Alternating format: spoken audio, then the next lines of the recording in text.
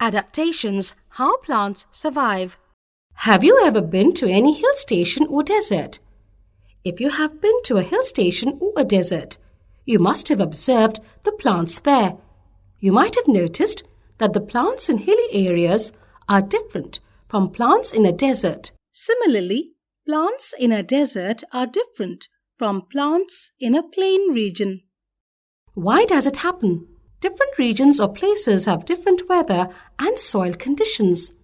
For example, deserts are hot and have very less water, whereas mountains are very cold. Plants growing in a particular region adjust themselves to the region by developing some features. These features help them to survive. The process of developing special features in the body to adjust in the surroundings is called adaptation. Cactus plants can survive in a desert because they can store water, but mango plants cannot. That is why we do not find mango plants in a desert. Due to adaptations, plants in different places look different. Thus, the plants in a hilly region are different from plants in desert or plain areas. We can divide plants into two categories: terrestrial or land plants and aquatic plants. Terrestrial plants. Most of the plants grow on land. Plants that grow on land are called terrestrial plants. Pine, fir, peepal and neem are terrestrial plants. Aquatic plants. Plants that grow in water are called aquatic plants. Lotus, tape grass and water hyacinth are aquatic plants.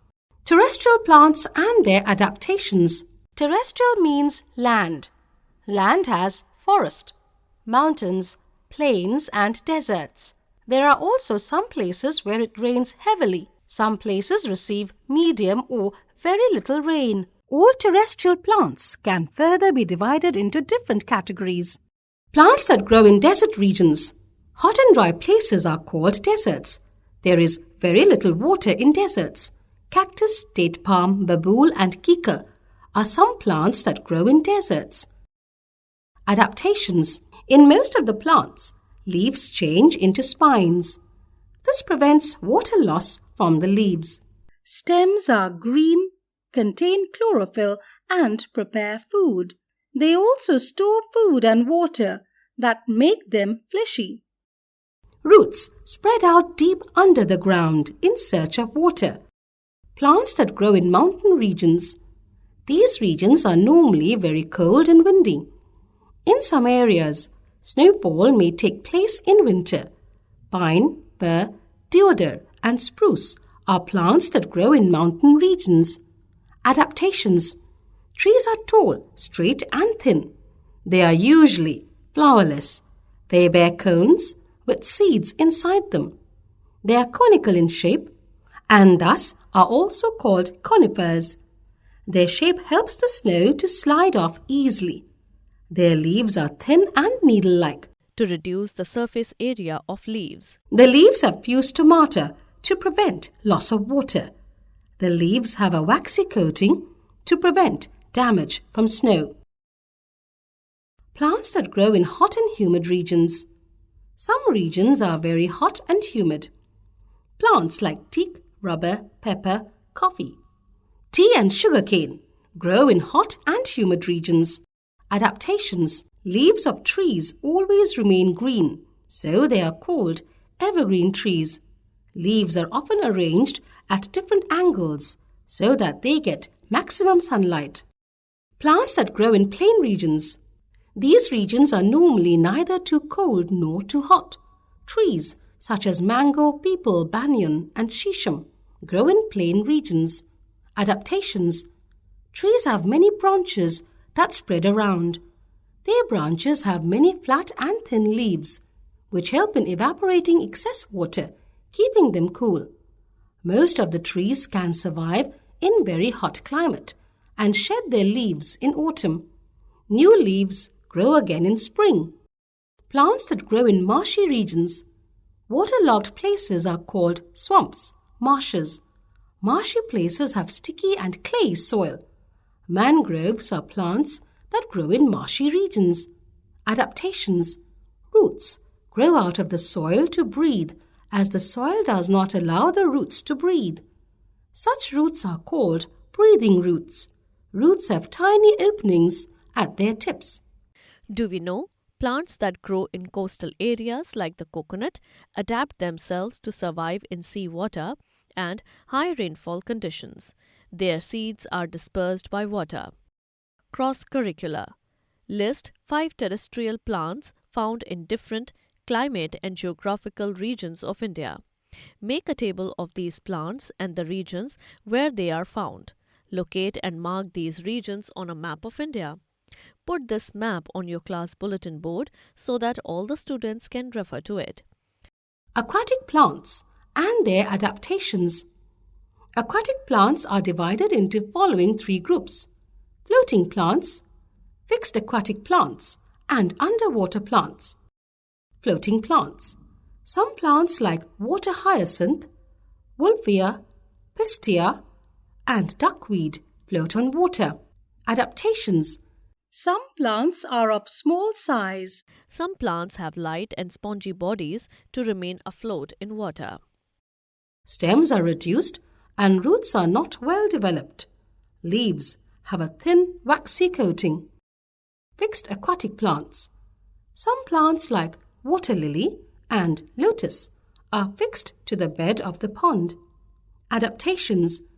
They have hollow and light stems that keep the leaves and the flower afloat. Their leaves are broad with waxy coating that prevents them from rotting. Leaves have stomata on the upper surface to breathe easily. Their roots are fixed to the bed of the pond. Underwater plants. Some plants like pondweed, seaweed, and tape grass grow and remain under the water. Adaptations. Their leaves arise in cluster from the roots and do not have any stomata. They have long, ribbon-like narrow leaves. They breathe through their body surface. Think beyond. Why do we put underwater plants in aquariums? Collaborative learning. Organize just a minute activity in your class. Divide your class into 2 groups, A and B. One member of Group A writes the name of a plant on the board and one member of Group B speaks on that plant. Then Team B takes its turn. 1 minute is allotted for thinking and 1 for speaking. Some other adaptations. Plants with thorns. A number of plants like rose and bougainvillea have thorns. These thorns protect the plants from animals. Plants with poison. Many plants like poison ivy have poison in them. This keeps the animals away from them. When we touch poison ivy, our skin starts itching. Insectivorous plants. Some plants like Venus flytrap, sundew, and pitcher plant are carnivores. They eat insects, so they are called insectivorous plants. They have special leaves to trap insects. Venus flytrap has hair along the edges of the leaves to catch insects. In pitcher plant, leaves are in the form of a pitcher with a lid. When an insect sits in the pitcher, lid shuts down to trap the insect. Non-green plants. Some plants like coral root and Indian pipe do not have chlorophyll, so they are called non-green plants. They cannot make their own food. They absorb their food from remains of dead plants and animals, so they are also called saprophytic plants. Plants of the grass family. Many plants of the grass family are useful to us in the following ways. Plants like wheat, rice, and jowar provide cereals to humans and animals. We get sugar from sugarcane plant. Bamboo plant is used for making brooms, baskets, and mats. Bamboo shoots having high nutritional value are used to prepare dishes in many parts of India. A grass called papyrus was used to make paper earlier in Egypt.